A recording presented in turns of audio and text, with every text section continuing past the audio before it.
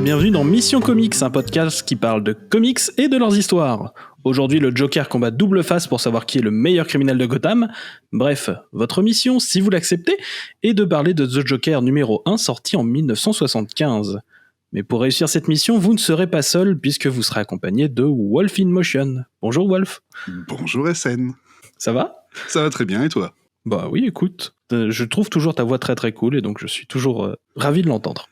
Merci bien. C'est un plaisir d'être avec toi. Bah cool. Est-ce que tu veux te présenter un petit peu au cas où des gens ne te connaîtraient pas ?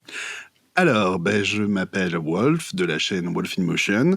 Sur cette chaîne YouTube, je vous parle de comics, que ce soit en faisant des reviews plus courtes, de la présentation de l'univers Marvel avec les Marvel Encyclopédies, ou bien aussi de la review de séries animées avec les Cartoon in Motion. Tout à fait. Et je fais ça depuis quelques années.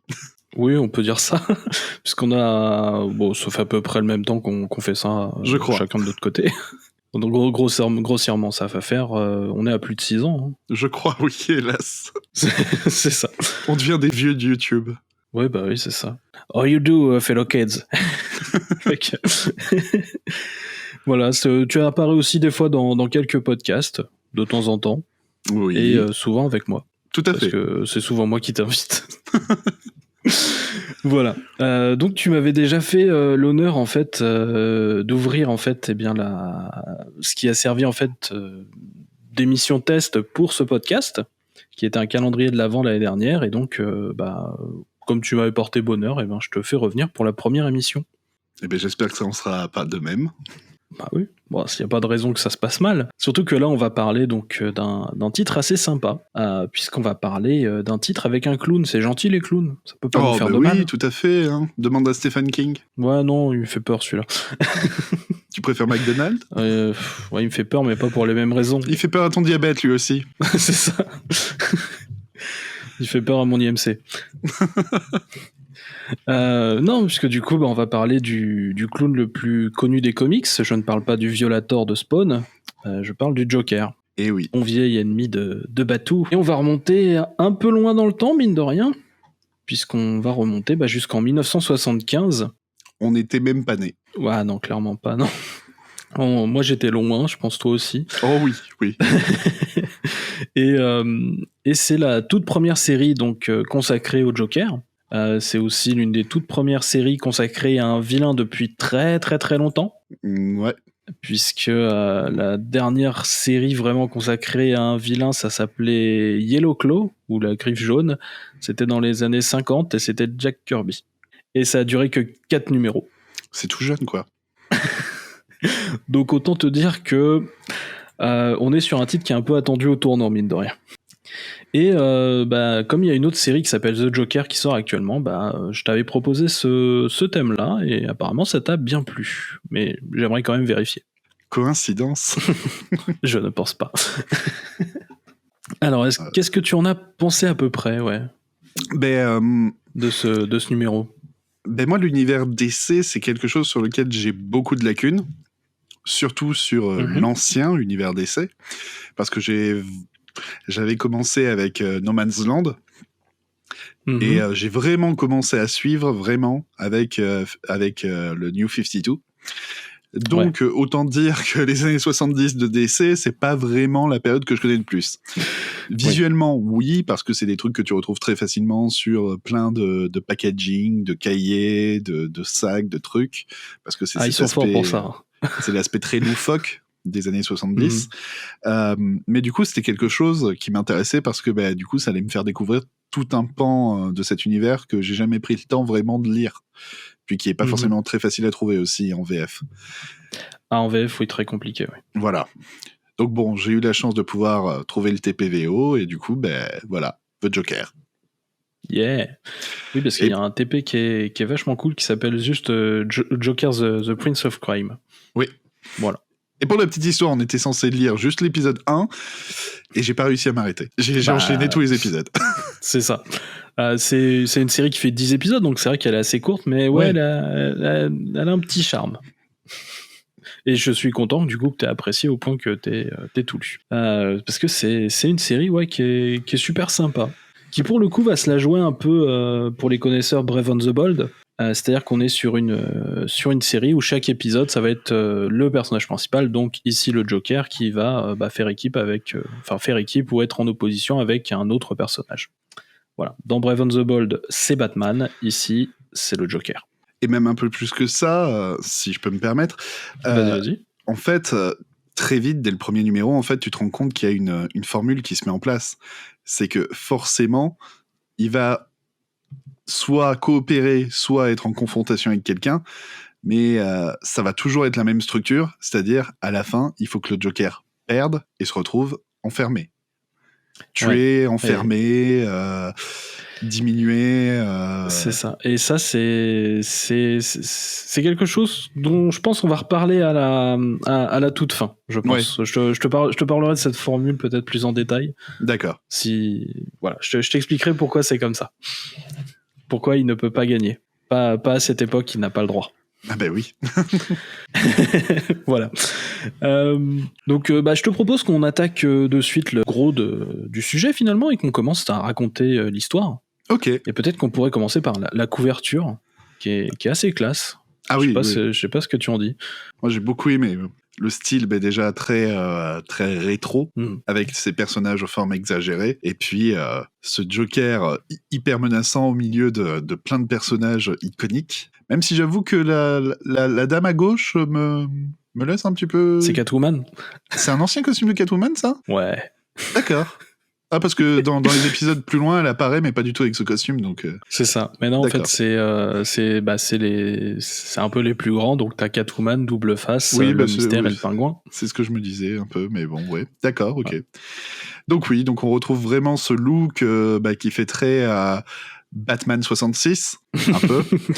Surtout pour le Pingouin et Enigma. Et le Joker aussi. Hein. Et le Joker aussi, oui. C'est vrai que il ressemble beaucoup à l'acteur. C'est ça. Et il y a juste la moustache qu'on voit pas. Il a beaucoup plus mis de maquillage, c'est pour ça. Et donc on voit le Joker qui décide de déchirer ce poster de Batou, parce que ce magazine appartient à l'ennemi numéro 1 de Batman, c'est-à-dire c'est moi. C'est ça. Et de toute façon, c'est un petit peu le moteur qui va pousser Joker dans l'histoire, puisque c'est quand même beaucoup la jalousie et son ego qui va être le moteur, en tout cas dans cette première histoire. Ça donne vraiment le ton de la série. C'est ça. Et justement, cette histoire commence donc sur une pleine page, et du coup, on vient d'entrer donc dans l'asile d'Arkham, un asile d'Arkham qui est encore un peu tout neuf à l'époque, hein. Parce que l'asile d'Arkham existe depuis seulement 1 an. Il est apparu en 1974. On l'appelle encore le Elizabeth Arkham Asylum. Ah oui. Et du coup, on voit un être un peu étrange qui parle espagnol, très clairement, parce qu'on y parle de Seigneur Joker, et qui fait évader Double Face, mais pas le Joker, et parce qu'il cherche un vrai maître du crime, et donc il prend Double Face et pas le Joker. D'ailleurs, Alvarez, qu'on dirait tout droit sorti d'un épisode de Zorro. Oui. Ça m'a vraiment fait penser au costume de Don Diego. Oui, il fallait montrer qu'il était un peu... hispanisant, oui. Voilà. Et ouais, donc on voit vraiment donc Double Face qui s'échappe et le Joker qui reste en prison. Et donc on voit les gardes qui sortent d'une pièce où apparemment il y a eu du gaz qui a été lancé. Et le Joker, vraiment, il est dur avec les gardes, je trouve. Ah bah oui, il le prend vraiment mal, quoi. Ah ouais. Tu vois, genre, vous êtes là à déblatérer des insanités alors que je souffre d'une insulte intolérable. Ce genre de choses. Et un peu avec ce ton-là, fine de rien. Puisqu'à un moment même, il se met à citer du Cyrano de Bergerac quand même. Que bien sûr les gardes n'arrivent pas à deviner. Tu vois pas ça chez le Joker tous les jours? Ah oui, tu vois que malgré tout, c'est un homme cultivé. Oui, c'est ça. On n'est pas sur le Joker New 52, tu sais, qui s'arrache le visage. Là. Ah non. Mais du coup, surtout le Joker, il est pas content parce que l'autre, il a dit que Double Face c'était un meilleur criminel que lui. Enfin, c'est absurde. Ah, l'ego. Ah ouais. Et du coup, le Joker fait un plan pour s'échapper. Et j'avoue que j'aime particulièrement ce plan. Est-ce que tu peux nous en parler ? Alors, le Joker profite de son moment d'exercice dans la cour, qui est fort bien trouvé, hein, une cour au beau milieu sur les toits, au beau milieu de l'asile. Hein. Tu viens avec un hélicoptère, en 5 secondes, tu peux être parti avec la personne, hein, c'est bien protégé. Écoute, l'asile d'Arkham a une réputation à tenir en tant que gruyère, et dès le début, ça a été le cas. Ah bah oui. Dès le début, c'est un gruyère. Et donc notre cher Joker est en plein gonflage de ballons. Tout à fait. Il gonfle ses ballons que lui ont offert des enfants, que lui ont offert des organismes de charité. Et on peut le voir se mettre à gonfler de plus en plus le ballon, et le ballon devient énorme. Et bien sûr, en fait, il était en train de gonfler avec de l'hélium, et il s'enfuit en se tenant au ballon, dans le truc le plus guignolesque possible. Bien sûr, les gardes décident d'utiliser leurs armes pour tirer sur le ballon. C'est le Joker, c'est le clown prince du crime. Sauf que voilà, le Joker a remplacé les pistolets des gardes par son fameux pistolet avec le petit drapeau, avec son visage. Et du coup, il peut s'enfuir dans Gotham tranquillement avec son ballon. C'est ça. Et puis surtout, on arrive donc dans le fameux lieu commun des comics de l'époque. C'est ah tiens, il se passe quelque chose. Ça doit être une pub. c'est un truc à l'époque, que ce soit Marvel, DC ou autre. Tu retrouves ça partout.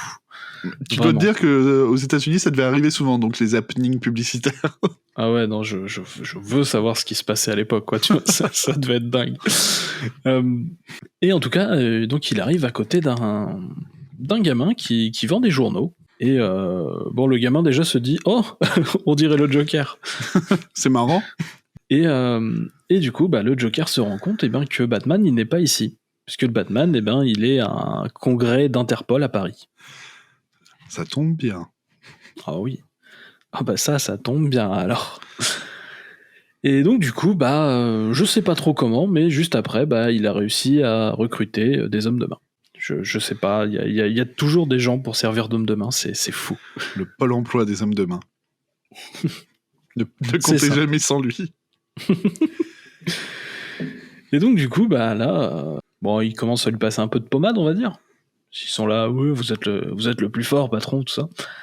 Et du coup, il commence à faire un plan. Et est-ce que tu peux nous dire à peu près à quoi va ressembler ce plan pour faire chier finalement Double Face et ce Señor Alvarez ? Du coup, il a déjà envoyé ses hommes pour se renseigner, pour savoir où était Alvarez et où était Double Face. Ils se rendent compte que en fait, ils ont occupé tout un étage d'un hôtel. Et, deux étages d'un hôtel. Deux étages, oui, pardon. 2 étages d'un hôtel. Et que ils ont des hommes armés jusqu'aux dents de partout. Et donc, le Joker, lui, n'en est que plus heureux parce que ça lui fera un challenge de dingue. Et que voilà, il pourra montrer qu'il est donc supérieur à tout ce petit monde. Ouais. Et donc, du coup, pendant ce temps-là, donc, on passe à l'hôtel. Et du coup, Double Face, il est là. Bon, du coup, tu m'as fait sortir de là, pourquoi, finalement ? Et ce serait pour faire un vol.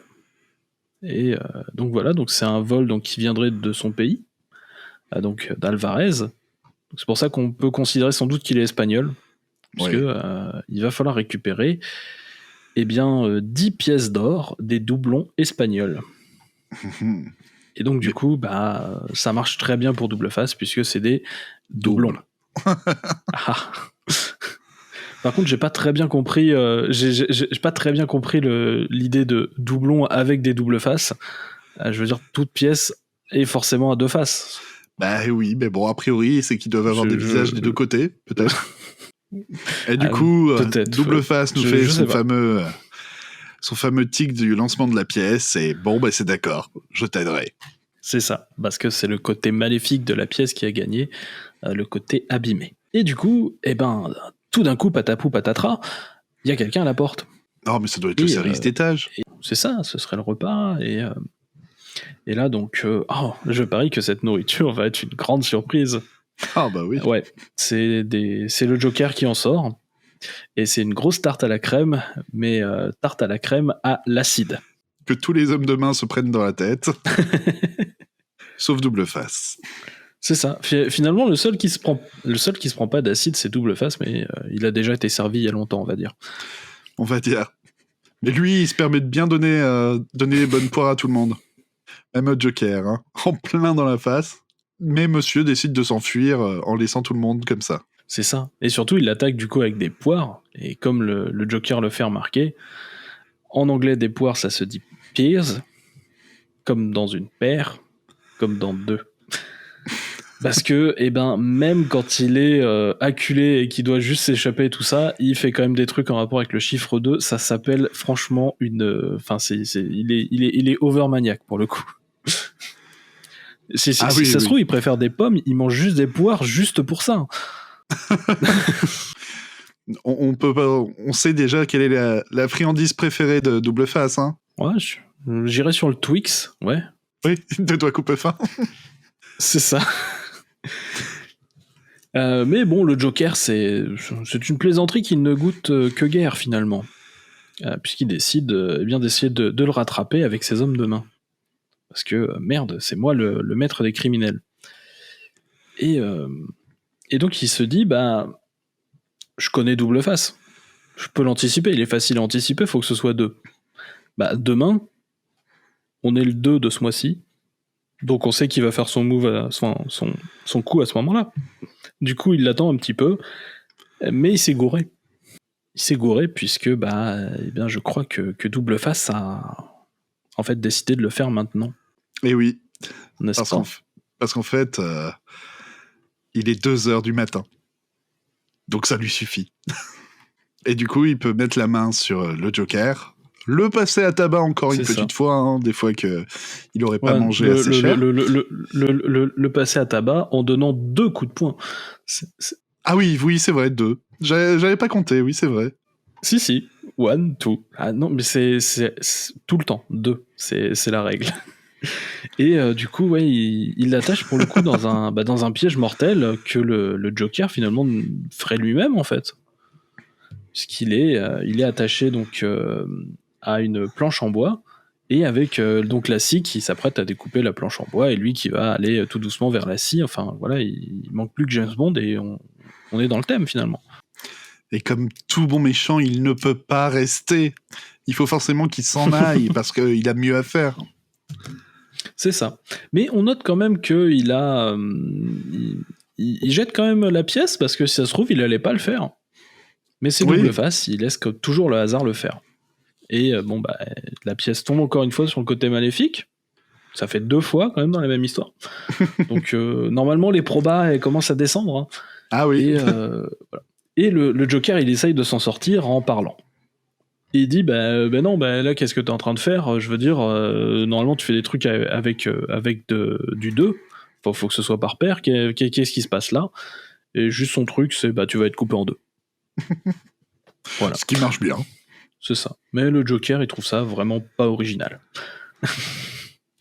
Et du coup, le Joker, il a une petite chose assez intéressante pour s'en sortir, n'est-ce pas ?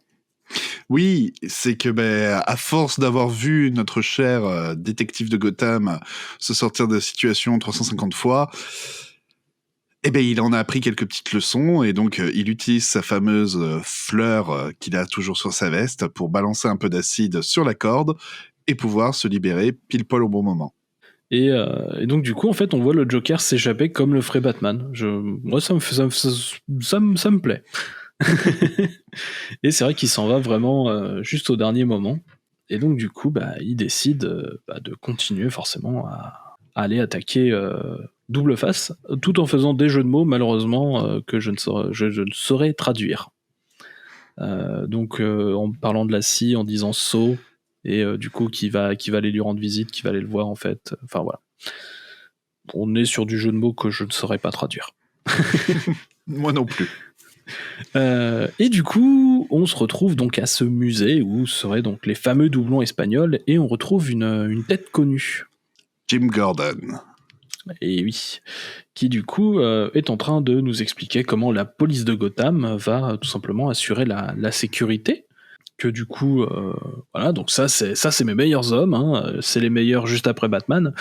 Et toujours. Et du coup, donc, il explique qu'il y a une alarme, que ces hommes, ils partiront pas du tout, que l'alarme, elle fermera toutes les issues, que ça attirera du renfort. Et enfin, voilà, personne s'en ira, personne pourra s'approcher, donc normalement, voilà, il n'y aura pas de problème. Quand tout d'un coup, que se passe-t-il ? Il y a un problème. Ah bon ? Mince, je suis étonné. Mince, on est dans le noir. Oh là là, qu'est-ce qui se passe ? Oh mais on est tous là, mais vous inquiétez pas, il peut pas arriver. Il ne peut plus rien nous arriver d'affreux maintenant. Et quelques minutes plus tard, la lumière revient. Et, ah ben vous avez raison en fait. Ben ouais, il y a rien qui s'est passé de grave. Hein. Oh ben non, mais tout est là, vous voyez. Hein. Quand la police de Gotham elle est là, quand elle vous promet de vous protéger, eh ben elle vous protège. C'est ça. T'as envie de dire, oh mon Dieu, James, t'es pas très doué. Hein. Et gardien de la paix avant tout. Voilà. Puisque eh bien, les doublons sont déjà volés par Double Face, qui en fait a utilisé un espèce de d'aimant en fait du toit du dessous. Donc il est au second étage. Ouais. Et donc il fait descendre l'aimant, il récupère la caisse avec des doublons et il les remplace donc par défaut, parce que forcément on trouve toujours des faux doublons un peu partout, hein, des fois qu'on ait un casse à préparer, des choses comme ça. Et bien sûr il n'a fait aucun bruit, bien sûr il n'y avait pas de vitre sur le dessus, bien sûr il n'y avait rien de tout ça, et puis quand il les a déposés c'était tout doucement, il contrôle l'aimant super facilement. Bah ouais, mais bon, qu'est-ce que tu veux, c'est Double Face, et puis voilà. en face c'est la police de Gotham aussi. C'est les meilleurs, mais après Batman. Voilà. Et donc du coup, bah finalement il s'en va sans problème, Double Face. Hein. Et donc il rentre un petit peu chez lui, et là il y a quelqu'un qui l'attend. Et là, bah, il tombe nez à nez avec notre ami le Joker. Et bien sûr, il est étonné de se dire « Oh, mais tu as survécu, comme tous ces méchants, comme tous ces gentils que j'essaye de tuer à chaque fois. Comment faites-vous » C'est ça. Et bien sûr, le Joker, il savait qu'il allait faire son coup depuis le deuxième étage. Voilà, forcément. Voilà, forcément, Double Face donc essaye de réassommer le Joker. Le Joker lui dit « Tu m'as déjà eu une fois à l'hôtel, tu peux pas espérer m'avoir deux fois. » Non, attends, qu'est-ce que je raconte ? Bien sûr que tu penses m'avoir deux fois. Et donc voilà, et c'est là que le Joker fait, je trouve, un coup que j'ai pas vu venir et qui est sans doute le truc le plus what the fuck de cette histoire. Il l'attaque avec ses cheveux. Oui, ça m'a super étonné ça, tu vois. Je l'avais jamais vu faire ça. Moi non plus, je sais pas, ils avaient envie de... Et on apprend que donc c'est des faux cheveux. Et qui peut balancer à la gueule des gens, je sais pas. C'est le truc le plus incroyable de cette histoire. Et puis pas mal humiliant aussi. Oui, après il s'amuse en plus à lui mettre plein de petites claques. C'est ça. Juste pour continuer à l'humilier. Et on arrive au vrai problème du truc, c'est que les deux pensent être l'égal de Batman. C'est donc, ça, et que l'autre ne veut rien. Puisque oui. On a déjà vu le Joker très clairement le dire, mais là c'est vraiment Batman est mon égal, mais toi t'es un bouffon et je veux te briser. C'est Bane avant l'heure. Sauf que voilà, notre Double Face a fait une erreur. Il a chopé le Joker par sa veste. Et du coup il reste collé à la veste, comme sur du papier à mouche. Et du coup, il essaye de lui faire un petit peu je sais pas, une espèce de prise de judo, on pourrait dire. En tout cas, il se renverse en tenant le Joker, et les deux, en fait, tout simplement, tombent assommés, en gros, en se prenant un coup sur la tête, en retombant, quoi. Mm-hmm. C'est un peu anticlimatique, mais j'aime bien la case où ils sont tous les deux, couchés. Je la trouve particulièrement bien dessinée. Ouais. Du coup, tu vois... J'accepte. Et du coup, le pire, c'est quand même que les gardes les trouvent, oui. Mais le jour d'après. Donc ils sont restés assommés je ne sais pas combien d'heures, et personne n'a rien entendu, et c'est le jour d'après que les gardes ils font « tiens, qu'est-ce qui se passe dans ce coin du musée ? Ah bah tiens, on a trouvé des gens de chez Arkham, on va peut-être les ramener chez eux. » C'est ça. Et d'ailleurs, tu notes que ce bon serviteur de la loi s'appelle Phil. Et je trouve que sa tête, ça peut marcher pour Rétrophile. Je sais pas ce que tu en dis. Un peu, oui. Mais voilà. Ça m'avait fait rigoler à la lecture aussi, ça. Un petit peu, oui, il y a un petit air. Et donc, du coup, forcément, c'est ça. Donc, on a Double Face et le Joker qui se font choper et qui vont être envoyés donc à l'asile d'Arkham. Et Double Face, il est quand même un peu étonné parce que vous reprenez pas les doublons là. Et on apprend un petit peu la morale finalement, la toute fin de l'histoire. Je te laisse la dire, mon très cher. Eh ben, on apprend qu'en fait, c'est des contrefaçons. Que depuis le début, Batman avait appris que le seigneur Alvarez voulait les doublons, et que donc, avant de quitter le pays, Batman avait remplacé les doublons par défaut. Voilà. Et du coup, Alvarez, il est déjà en prison. Ouais. Et il est à l'hôpital, il n'est pas mort, donc c'était juste des brûlures acides.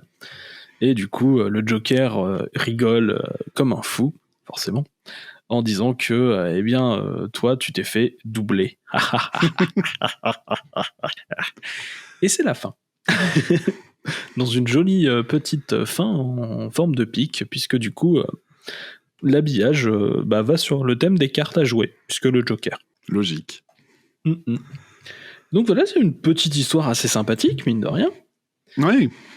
Voilà. Non, très franchement, j'aime... Alors, déjà, il faut voir aussi qui est un petit peu derrière. Forcément, tu te retrouves avec Denis O'Neill au scénario. Ouais. C'est pas n'importe qui. Et t'as Novik et Giordano au dessin, qui sont pas des manchots. Ça rend plutôt bien. Ils s'en sortent bien. J'avoue que j'ai beaucoup apprécié l'aspect graphique. Parce que déjà, tu as ce Joker qui est vraiment tout en longiligne avec un menton énorme, difforme. Un côté qu'en fait, on n'a plus vraiment dans les comics, vu qu'au final, le Joker, tu le vois de dos, tu vois pas les couleurs, tu dirais pas que c'est le Joker, quoi. Tandis que là, vraiment, tu le repères de loin, quoi. Et puis surtout les cheveux comme ça, verts, enfin tout. Et surtout Double Face. Je trouve que Double Face, ils arrivent à le faire super charismatique, sans forcément jouer trop sur le côté défiguré. Et en fait, si tu regardes sur la plupart des cases, soit on te le montre de côté, de profil, mais son profil qui est toujours intact, soit on te le montre de 3/4. On va pas te faire ces plans qu'on a tendance à te faire maintenant tout le temps, de le montrer vraiment de face, à te montrer vraiment le côté abîmé, décharné, limite un peu gore. Là, non, on te joue vraiment ce côté-là en te montrant plus que le mec est vraiment un énorme caïd, quoi. Mais Double Face avait été, on va dire, réinventé assez récemment aussi. Et justement, c'est quelque chose qui a réussi à lui donner une vraie présence, en fait. Parce que sinon, en fait, Double Face, à la base, en fait, c'était un vilain qui était resté que quelques numéros pendant l'âge d'or, quoi. Ouais. Je veux dire, sa dernière apparition dans l'âge d'or, c'était 43. Ah ouais. Et à l'époque, en fait, Double Face, il avait à la fin eu en fait une opération chirurgique, et en fait, c'était sa 3e apparence et c'était la fin. Ah ouais, d'accord. Et il était revenu du côté du bien, techniquement, à cette époque-là. Et c'était assez étrange, d'ailleurs, les histoires de cette époque, puisqu'en fait, on était plus souvent sur Batman, en fait, qui essayait de sauver le couple de Double Face avec sa femme, en fait. C'était très rigolo. Mais du coup, ouais, le côté graphique est bien. T'as plusieurs scènes d'action. Enfin, t'as finalement des petits twists un peu tous les 4 pages.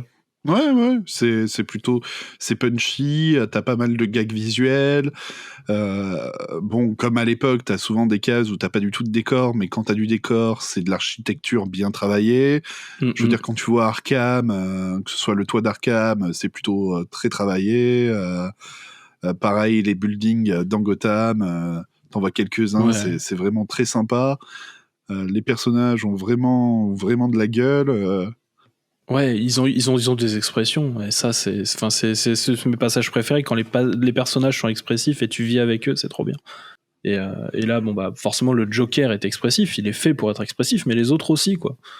Et puis tu vois, même le costume du Joker, je trouve que sa queue de pie, on joue un petit peu avec, comme la cape de Batman à l'époque. C'est vrai, c'est pas faux. Du T'as coup, elle est vraiment ce juste petit côté-là. beaucoup plus petite, mais, Oui, voilà. mais ouais, non, c'est Mais ça. elle est l'idée, souvent en ouais. mouvement. On te la laisse très rarement statique. Ah, c'est vraiment très agréable. C'est ça. Bah, c'est comme je te dis, vraiment les deux dans l'équipe artistique sont vraiment pas des manches. Ouais. Et tu comprends pourquoi les couvertures ou les splash pages sont souvent réutilisées pour faire du merchandising et compagnie. Clairement, ou par exemple, le truc pour ce podcast, par exemple, ce sera la vignette. Bah oui, évidemment. Ah bah, pourquoi se priver.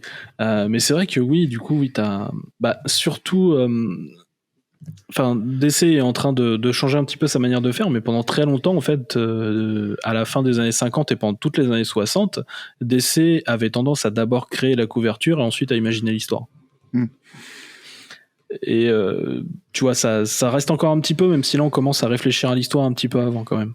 Mais forcément, ça a laissé cette habitude de la couverture est très importante, toujours. Enfin, c'est toujours un des points forts en fait, mine de rien.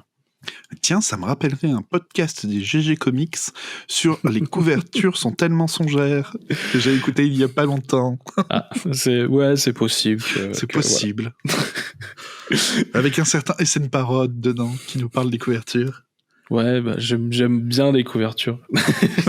Non, mais c'est important, mine de rien. Ah, mais je fais mes devoirs. Je vois ça. Et donc, tu parlais en tout début d'émission d'une espèce de formule, puisque du coup, tu as lu les 10 numéros de cette série finalement assez courte, surtout pour l'époque. Oui, tout à fait. Et tu disais que dans cette formule, en fait, on avait l'impression que le Joker ne pouvait pas gagner. Mais pourquoi, SN ? Eh bien, la réponse est sur la couverture. Si tu regardes un petit peu à côté de Batman, tu verras un petit encart qui ressemble un peu à un timbre et qui a marqué approuvé par le Comics Code Authorité. Et oui, donc comme toujours, donc cette forme d'autocensure, puisque le Comics Code est, je le rappelle, toujours fait par les éditeurs, c'est un groupement d'éditeurs qui s'en occupe. C'est une autocensure pour éviter une censure plus grande gouvernementale à l'époque, et qui a duré très très longtemps. Je veux dire, DC a suivi le Comics Code techniquement jusqu'en 2010, je le rappelle. Et bah donc du coup, bah il y a des petites choses dans le Comics Code qui font que si on suit le code à la lettre, le méchant il doit pas être mis en position valorisante et il doit perdre à la fin de l'histoire. Il faut que la justice ait été faite. Donc si tu suis un titre sur un méchant, tu peux pas en fait finalement gagner en fait. Et je pense que c'est pour ça aussi. Au début, en fait, dans les premiers numéros, il se fait tout le temps attraper. Et après, ils essayent de changer un petit peu la formule. Oui, ils assouplissent un petit peu les règles, je trouve. Ils le font passer pour mort. Ça doit être chiant à la fin, en fait, de tout le temps écrire le même truc, tu vois. J'ai même vu sur Internet pas mal de personnes qui sous-entendaient que c'était certainement à cause de ces règles imposées que les créateurs, au bout d'un moment, se lasseront de faire la série et que la série finira par être annulée. C'est très clairement une possibilité, mais il y avait aussi le fait qu'ils avaient un peu de mal aussi à trouver forcément des idées, et surtout je pense que plutôt que le fait qu'il faut qu'il soit arrêté et tout ça, en fait, en tout cas l'explication d'après Denis O'Neill, donc là je te reprends l'article de Back Issue, qui avait justement interviewé Denis O'Neill, donc je te tire ça, c'est sa bouche. Et pour lui, c'était le problème, c'est en fait ce qu'on fait faire au Joker. C'est pas le fait qu'il se fasse attraper à la fin, puisqu'en fait il se fait attraper à la fin même dans les histoires de Batman. Oui. Non, c'est que en fait il peut être moins le Joker que d'habitude, parce que là c'est le personnage principal. Et donc t'as vu, il a attaqué des gens à l'acide, ils sont pas morts. Non, ils sont à l'hôpital. Alors justement, dans les épisodes suivants, ouais, ça s'assouplit un petit peu. Ça s'assouplit un peu. On utilise la fameuse technique du on le tue, mais on le monte pas à l'image, on le dit simplement. Un petit peu la méthode Disney, tu sais, du ouais, mais il est mort. C'est ça. Et du coup, son problème aussi, c'est que D'habitude, le Joker, tu suis son plan, mais de l'extérieur. T'as pas forcément besoin d'expliquer ou de rationaliser, en fait. Tandis que là, en fait, le Joker, tu vas suivre le Joker et tu vas suivre, en fait, le Joker qui fait son plan. Ce qui veut dire que le Joker t'explique son plan, ce qui veut dire qu'il est rationnel. Et pour ce faire, là, ils arrivent encore à trouver la petite pirouette, j'ai trouvé, c'est qu'en fait, ils utilisent les hommes de main du Joker. C'est vrai. Pour te jouer le coup du « mais je croyais que c'était ça le plan ». Bah non, mais le patron, il est un peu lunatique, donc il a certainement une autre idée en tête. Et oui, et t'as toujours le retournement de situation qui est « mais voilà, c'était ça le vrai plan du Joker, en fait ». Et du coup, ça marche très bien. Mais c'est vrai que quand on te le répète 4, 5 fois sur 9 numéros, hein, ça commence à devenir une méthode qui est un peu trop facile et trop criarde, quoi. En tout cas, c'était ce que disait Denis O'Neill donc sur sa propre série, même s'il n'a pas fait tous les épisodes, il en a quand même écrit pas mal. Ouais. Et surtout, en fait, ça le gênait un petit peu parce que c'est pas pour rien qu'on a utilisé le Joker, en fait. Le Joker a toujours eu une cote de popularité assez grande. Hein. C'est le seul vilain avec le pingouin qui a toujours été là. Les autres ont existé une fois dans l'âge d'or, ont été largement oubliés et sont réapparus en fait au milieu des années 60. Sinon en fait, Batman n'avait que 2 vilains principaux, c'était le Joker et le Pingouin. Ok. Mais le Joker a un sacré regain de popularité à l'époque. Et t'as donc Denis O'Neill en fait qui a remis le personnage vraiment en tant que clown génocidaire. Dans un numéro qui est le numéro 251 de Batman qui s'appelle The Joker's Five-Way Revenge, qui est considéré comme un classique encore aujourd'hui des histoires du Joker et qui va faire revenir en fait tout l'intérêt autour du personnage. Mais dans celui-là, le Joker tue en fait, il tue même souvent. Et tu vois, et ça fait un peu chier Denis O'Neill de pas pouvoir le faire. Et t'as un autre titre en fait qui va faire en sorte que DC va vouloir faire cette série autour du Joker, c'est justement Brave and the Bold. Donc la série team-up où c'est Batman qui sert de personnage et on met quelqu'un avec lui. Et dans le numéro 111, qui est donc en 74, on est juste un an après, c'est forcément le Batman qui fait équipe avec le Joker. Et ça aura d'ailleurs été une des plus grosses ventes de Brave and the Bold. C'est ça. Et donc, forcément. Ce qui aurait soi-disant poussé DC à se dire ah bah tiens, en fait, les gens sont super intéressés par le Joker, il faut faire une série de Joker. En fait, O'Neill sait plus trop pourquoi on fait une série de Joker. Il sait juste qu'un jour, t'as eu, je crois que c'est Julius Schwartz, donc super éditeur de DC, c'est un de mes gars de cœur. Qui en fait est arrivé et qui lui a dit voilà, on va faire un truc sur le Joker. D'accord. Bon d'accord. Lui il pose pas de questions à l'époque, hein, c'est on te demande un truc, tu le fais. Et donc du coup c'est comme ça qu'est née cette série. Et donc cette série qui s'appelle The Joker, qui est assez courte, on voit une nouvelle série qui s'appelle The Joker aujourd'hui en 2021. C'est assez rigolo. Je sais pas si tu l'as lu ou pas. Alors, j'ai lu des critiques dessus, mais je m'y suis pas encore attaqué. J'attends que ça sorte chez Urban. Ouais, il y a des chances pour que ça sorte. Et j'ai pas lu tous les numéros sortis actuellement. J'en suis au milieu du 4e, pour être franc. Je voulais réussir à le finir avant qu'on tourne, mais j'ai pas réussi. Et c'est vachement bien. Voilà. Et on retrouve un petit peu cette approche un petit peu Brave and the Bold. Puisque là, le Joker fait pas tellement équipe, mais en fait, plutôt que de suivre en fait le Joker, on va suivre le point de vue d'autres personnages, et notamment d'un personnage qu'on a pu voir dans ce magazine, qui est Jim Gordon, le fameux commissaire de Gotham. Mais on a aussi d'autres personnages qui vont venir petit à petit, et en fait, on a toute une galerie qui se crée, et en fait, le Joker n'est là que de temps en temps pour servir de menace de fond. Et donc, on retrouve à peu près la même chose, c'est-à-dire que 2 titres qui ont existé qui s'appellent The Joker. Ce sont les 2 seuls titres The Joker qui existent en tant que série ongoing en fait. C'est-à-dire pas des mini-séries, pas genre par exemple un scénariste à succès qui décide de faire une histoire sur le Joker avec un dessinateur comme l'histoire Joker un peu connue, mais où on suit le point de vue de son homme de main.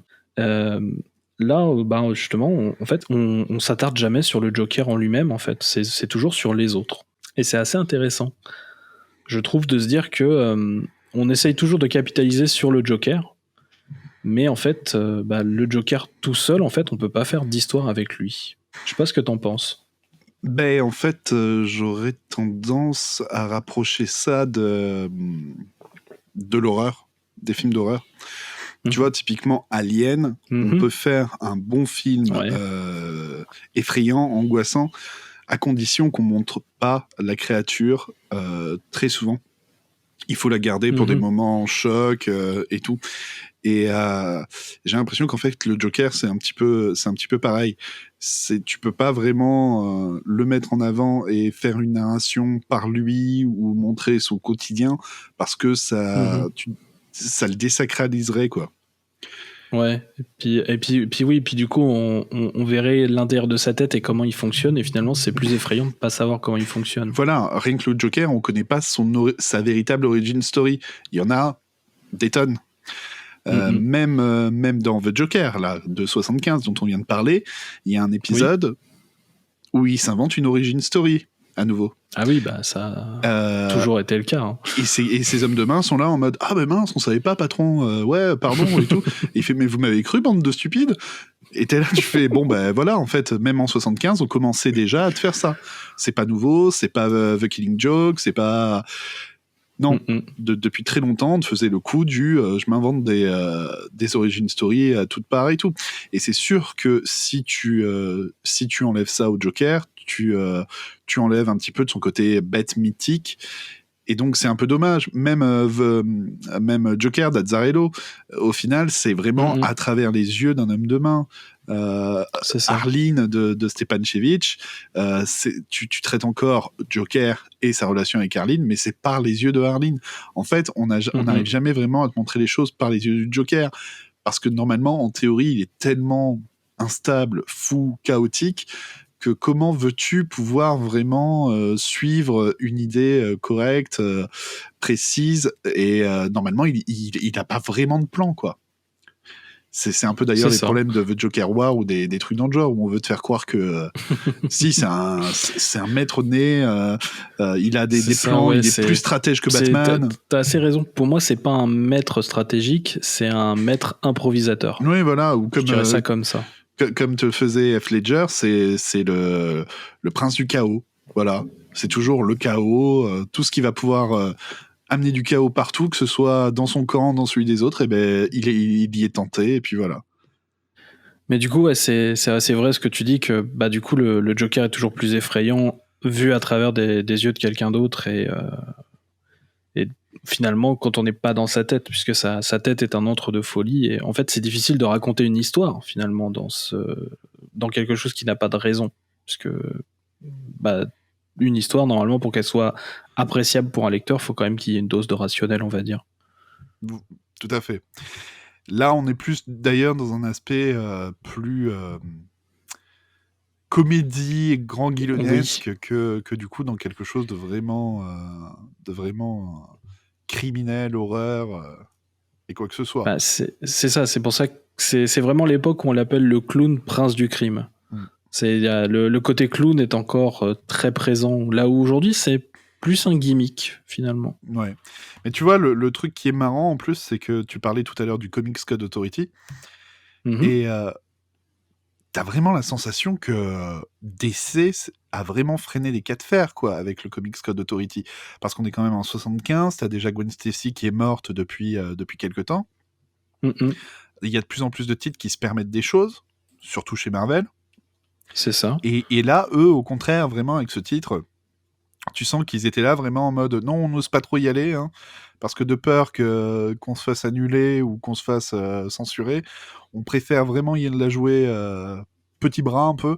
On va faire un titre comique et puis on verra bien si ça passe ou pas. C'est limite un peu dommage par moment, tu te dis. C'est ça, mais en même temps, t'as aussi ce petit rappel que des titres consacrés à un méchant, ou en tout cas un méchant dans un univers vraiment comic book, parce qu'à la même époque, on va dire qu'on a Dracula chez Marvel. Bah en fait, il n'y en a pas eu depuis très longtemps. C'était Kirby dans les années 50. Et je pense que tu as une différence entre utiliser Dracula, qui a des racines littéraires en fait. Ouais. Marvel a souvent pu sortir ça en fait en disant bah non, c'est de la littérature, on va pas m'interdire d'utiliser des romans, c'est de la culture. Donc leur titre un peu plus osé, ils viennent toujours de la littérature, ils sortent Conan, ils te sortent Dracula, ils te sortent Ils avaient les autres déjà fait des monstres, tests avec les magazines qui pouvaient c'est passer ça. le Comic Code Authority, eux, à la différence des Tandis comics. que là, bah ouais, en fait, DC se dit bah non, moi je vais faire ça avec mon vilain à moi. Ouais, tu entre deux gestes, mais ils arrivent à s'en sortir quand même, quoi. Mais c'est vrai que c'est marrant de voir qu'à une époque où la défiance était déjà un petit peu dans l'air du temps, DC, eux, voulaient absolument rester... Bon, c'était pas non plus les tout derniers à avoir tenté de chatouiller le code, hein. Ils avaient quand même fait Speedy qui se drogue dans Green Lantern, Green Arrow, et c'était 70. On est 5 ans après, là, déjà. C'est vrai. Et puis il y avait Swamp Thing aussi, un peu, déjà, au côté horrifique, qui n'aurait pas pu après, se faire... c'est Moore, c'est un peu... Ah, non, bah non, il y a... Bah, excuse-moi, tu parlais de Lin Wayne et pas de Moore. Je suis désolé. Oui. Mais c'est vrai qu'il y a des années, une décennie auparavant, tu pouvais pas le faire, Swamp Thing. Non, bah, beaucoup de choses n'étaient pas possibles, et c'est déjà l'époque où il y a un relâchement du code qui permet de faire beaucoup plus de choses. C'est-à-dire qu'on parle quand même d'une époque où on pouvait pas faire apparaître Catwoman. Il y a 10 ans auparavant, on parlait vraiment de ça. C'est vrai. Voilà, parce que le crime ne pouvait pas être présenté de façon désirable. Alors que là, tu vois, pour amadouer un petit peu les potentiels lecteurs, dans les épisodes suivants, tu retrouves quand même The Creeper, Green Arrow, Black Canary, Oui. Luthor, l'Épouvantail, Catwoman, toute la GLA, sauf Batman. Et t'as même droit à Sherlock Holmes. Ouais, ça c'était cool. Ah ouais, il était bien barré cet épisode. Le Joker contre Sherlock Holmes, quand même, je m'y attendais pas. C'est ça, ouais. Non, c'est le numéro 6 pour les curieux. C'est un super épisode. Mais donc, ouais, bah, c'est une série qui a vécu assez peu de temps, mais qui, je pense, a bien vécu, en fait. Chacun des numéros reste quand même assez mémorable. Après, je sais pas si à l'époque ça s'est bien vendu. J'ai pas regardé. Je pense pas. Je pense pas. Je pense que c'est aussi une des raisons qui a fait que... Oui, très clairement. Que vu que ça n'a pas eu le même succès que Brave and the Bold, ils ont vite arrêté. C'est aussi une période compliquée pour DC, hein, cette époque-là, puisque il me semble qu'on n'est pas loin de la DC Explosion, je crois. Oui, c'est ça. Oui. Si tu veux, en fait, DC va connaître un vrai gros problème. Qui s'appelle... Enfin, ils vont avoir la DC Implosion, si tu veux. En 78.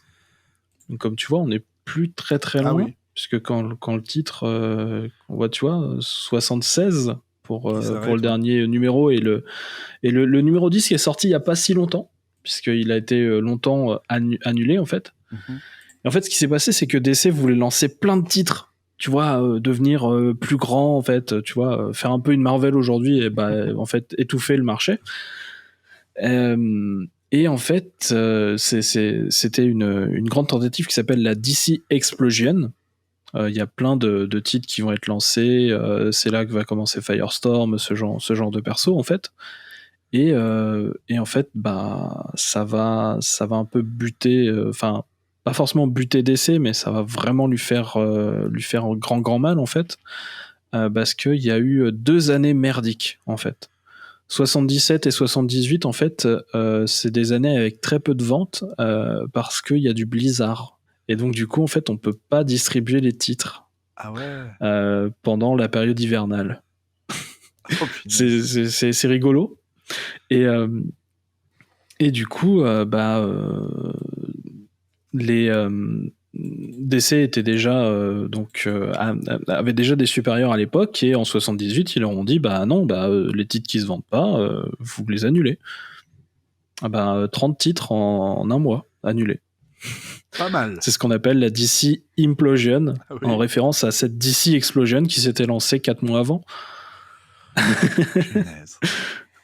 C'est ça, et il y a quoi? Il y a qui s'est fait annuler? T'as Aquaman, Black Lightning, tu as Firestorm qui venait de se lancer, et il a pu arriver jusqu'à son 5e numéro, et il s'est fait annuler la gueule.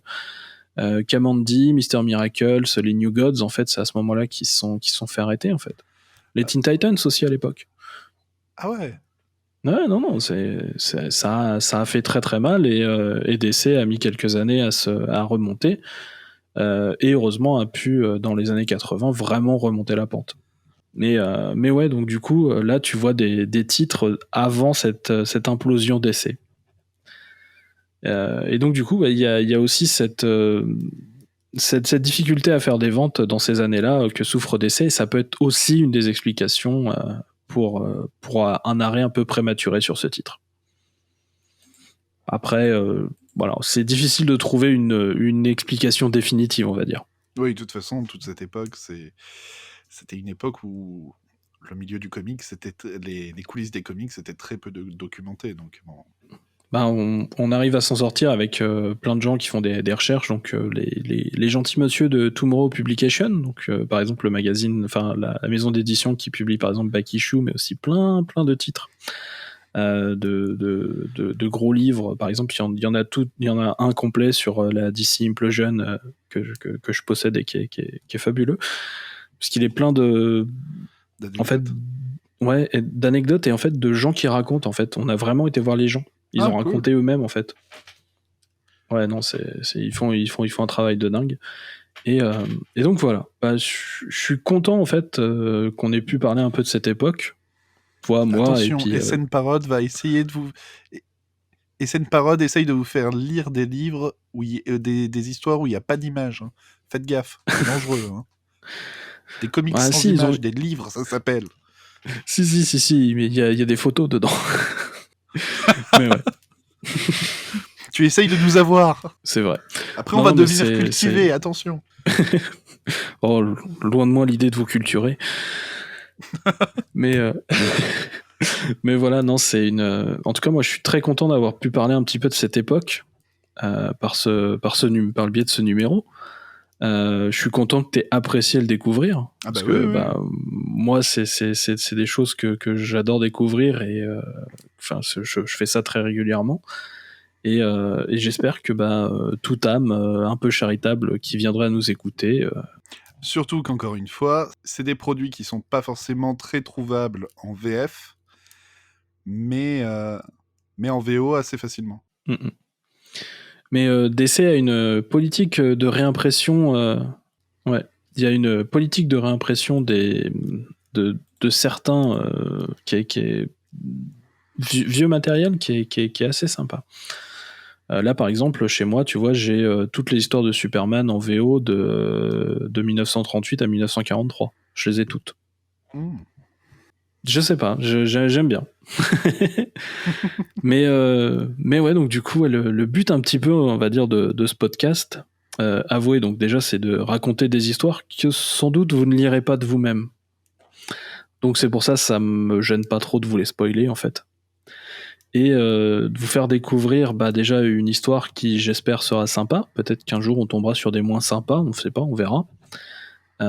Mais aussi, du coup, via ces numéros, en fait, de parler ensuite peut-être de l'histoire un peu plus grande des comics. Donc de raconter une histoire et ensuite de raconter l'histoire derrière l'histoire. Et c'était de l'impro. Eh bien, mission accomplie, monsieur SN. Eh bien, merci. Et en tout cas, tu m'as grandement aidé, pour le coup. Mais de rien. Voilà. J'ai fait des candides. C'est ça. J'espère que ça t'a plu. Ah oui, vachement. Ouais. De toute façon, t'étais revenu alors que t'étais déjà venu, donc on va partir du principe que tu n'es pas maso et donc que tu ne t'infliges pas ça non plus. Qui sait? Ah ouais, allez. C'est SN, pas SM. Ah merde! Une lettre près, merde.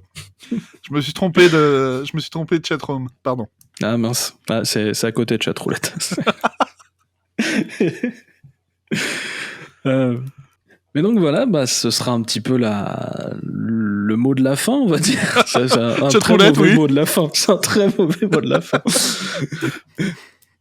Mais voilà, écoute, c'est les aléas du direct et le Joker serait d'accord. Quand on a fait une blague, et finalement on s'y attache et on l'assume. Voilà. Donc on va finir un petit peu là-dessus. Éventuellement, tu peux nous dire ce que tu fais en ce moment, si tu veux, mon bon Wolf. Alors, en ce moment, je ne suis pas à la Hacienda de Mr. Joker. Non, je suis en train de travailler sur un Marvel Encyclopédie sur Teresa Parker, la sœur de Spider-Man, point d'interrogation. Tout à fait. Je suis aussi en train de vous préparer j'ai lu des comics. Et je m'attelle à un énorme Marvel Encyclopédie en plusieurs parties qui reviendra sur toute l'histoire des Ghost Rider et de tous les Ghost Rider. Donc c'est pas mal de boulot. Ouais, je crois que tu m'en avais déjà parlé de celle-là. Oui. Tu m'en avais déjà parlé de celle-là, des Ghost Rider. J'ai des souvenirs. Mais ouais, non, ce sera super cool. Mais du coup, quand tu dis vidéo très très longue, j'ai l'impression que ça va être très très très très long. Oh oui, je pense que ça va bien nous occuper une partie de l'année. Je vais la faire en plusieurs parties et ça sortira assez fréquemment pour essayer de proposer du contenu plus régulier, peut-être plus qu'une fois par mois sur ma chaîne, on va voir. Et puis voilà. Et toi, qu'est-ce que tu nous prépares ? Alors, normalement, je fais pas ça, mais on va dire c'est le premier épisode, allez. Oui, j'ai plusieurs petites choses sur le feu, donc on va continuer les 10 comics d'une décennie. Ça tombe bien, je suis en train de faire les années 70. Mais on n'y retrouvera pas The Joker, pour le coup. J'ai d'autres petites choses de prévues. Ma toute première émission qui s'appelle Comic Story, normalement, va revenir, et de façon régulière. Voilà, j'ai plein de petits sujets qui sont en cours, et là notamment je suis en train de travailler sur les What If, les Imaginary Story, les Elseworlds et tout ce genre de choses. Oula, chargé. Voilà, chargé, mais figure-toi que ça avance bien. Tant mieux. Il y a peut-être même moyen que ça sorte en septembre, tu vois. Voilà, et ma collection comics sur Jurassic Park, éventuellement. Oh. J'ai eu la novélisation du film assez tôt dans ma jeunesse. Et j'ai toujours voulu être archéologue, je ne l'ai jamais caché. Et aussi, peut-être qu'on va parler de BD franco-belge pour une fois sur ma chaîne. Que de teasing. Voilà, je vais peut-être me lancer dans une chronique régulière sur ma série de BD franco-belge préférée. Voilà. Mais on restera principalement comics. On sera au rendez-vous. Moi aussi, je serai là quand il faudra, dès que tu sortiras quelque chose. Voilà. Et puis donc, c'est un peu la fin finalement de cette émission, qui, j'espère, vous aura plu. En tout cas, nous, on s'est bien amusé à la faire. Et voilà, n'hésitez pas à lire des comics, parce que ça, c'est super cool. Et aussi à en parler.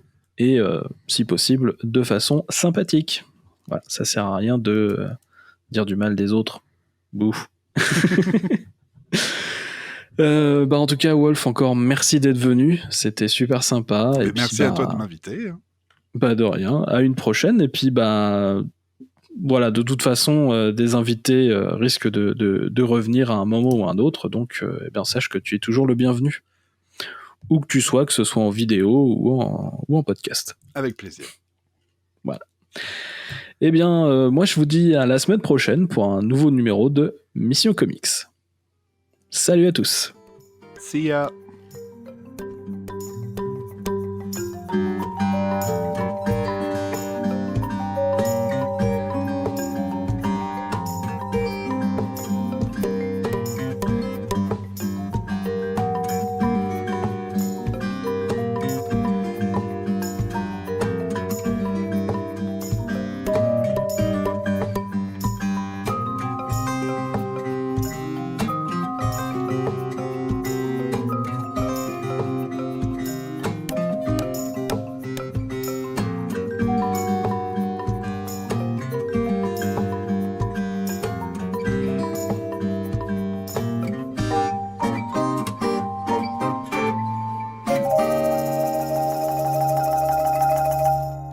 Mission Comics.